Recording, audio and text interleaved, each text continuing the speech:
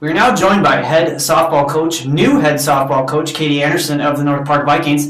North Park coming off an 18-18 record from a year ago, as well as a 4-8 mark, 7th place finish in the CCIW last year. And Katie, I guess the first question is, now you're succeeding 18-year head coach Dan Goris.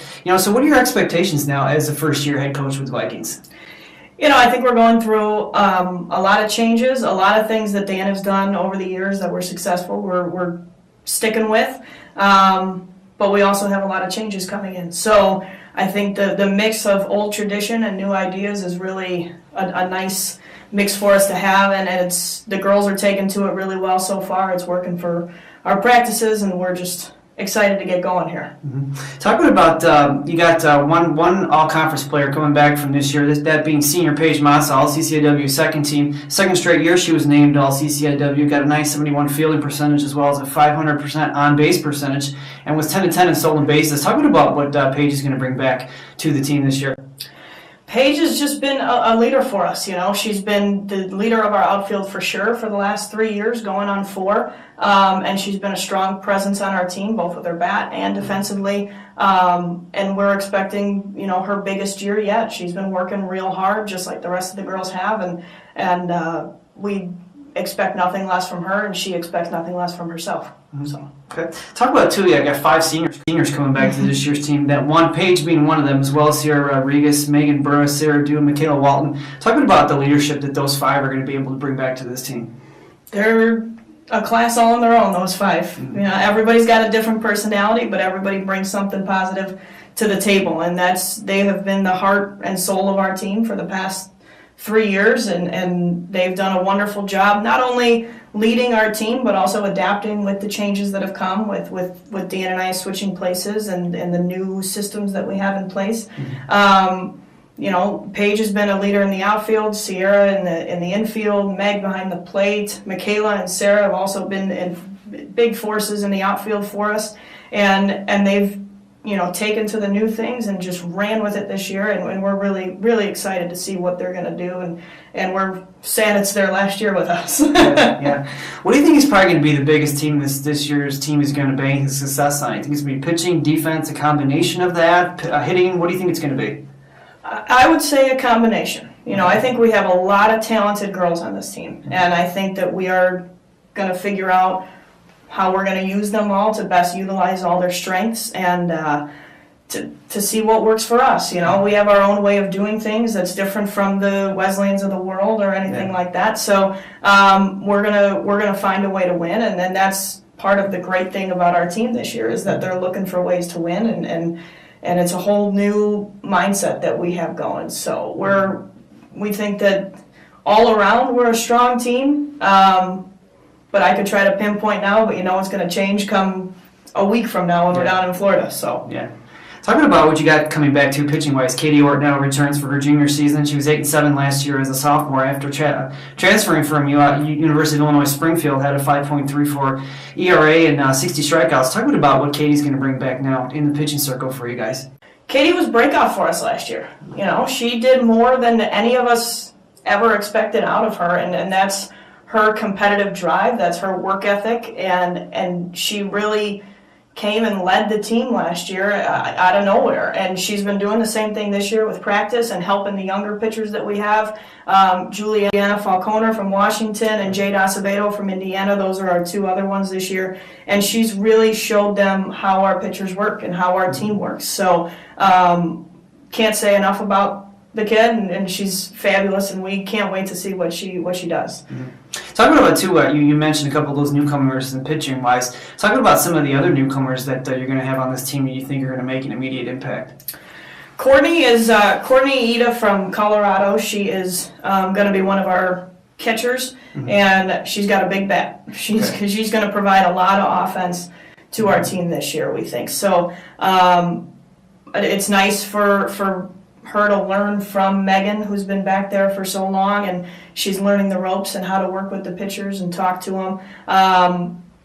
Ashley Campos and Maddie Griebling. Ashley's from California, Maddie's from Colorado. Okay.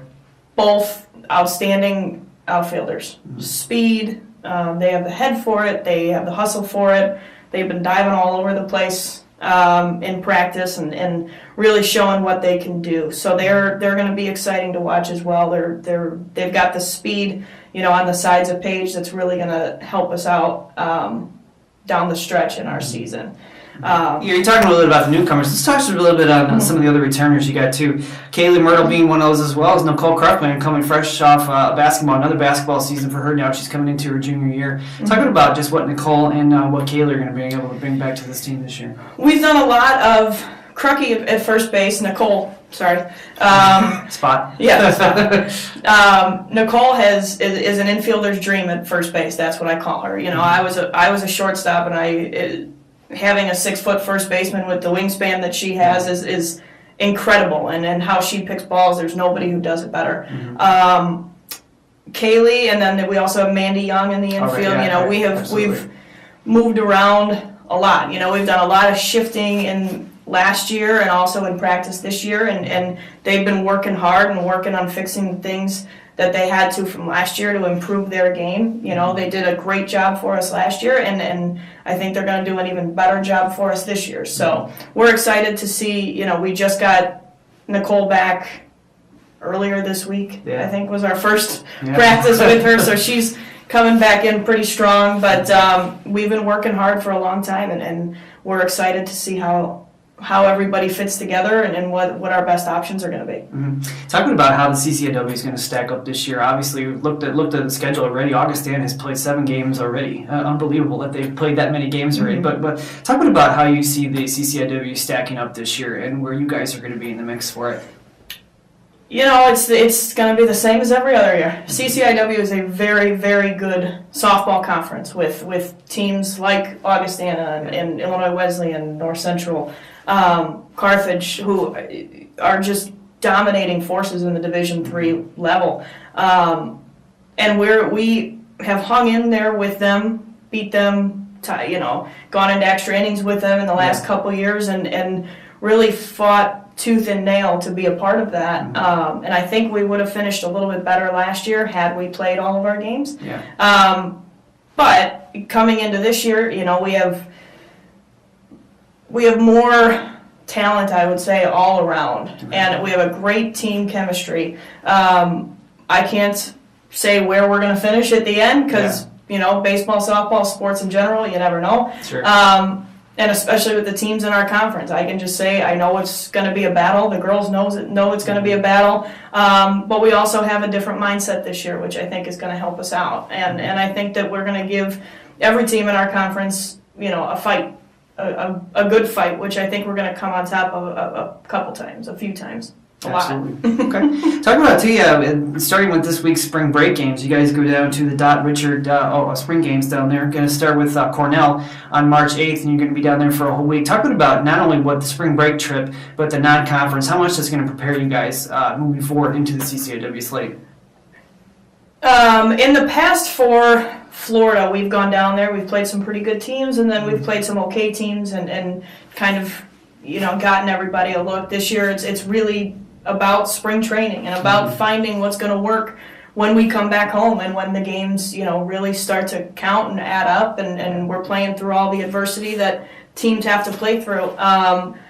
We do not have an easy go of it down in Florida this year. We have it's a rough schedule, sure. And it was done on purpose that way because we want to go down there. We want to see the best teams that we can absolutely see and come back and be prepared for the teams that we have when we come back. Like we just talked about, our conference is one of the best conferences in the country for softball, so we can't go down there and do anything less. We have to play the best if we're going to be the best. So we're looking forward to it. We've been playing inside now forever, it feels like, and we can't wait to get outside and actually take fly balls with sunlight would be nice. Right, yeah. So. All right, well, thanks so much, Katie, for taking the time today, and we'll wish you guys the best of luck in the 2015 season. Thank you very much, Kevin. All right, thank you.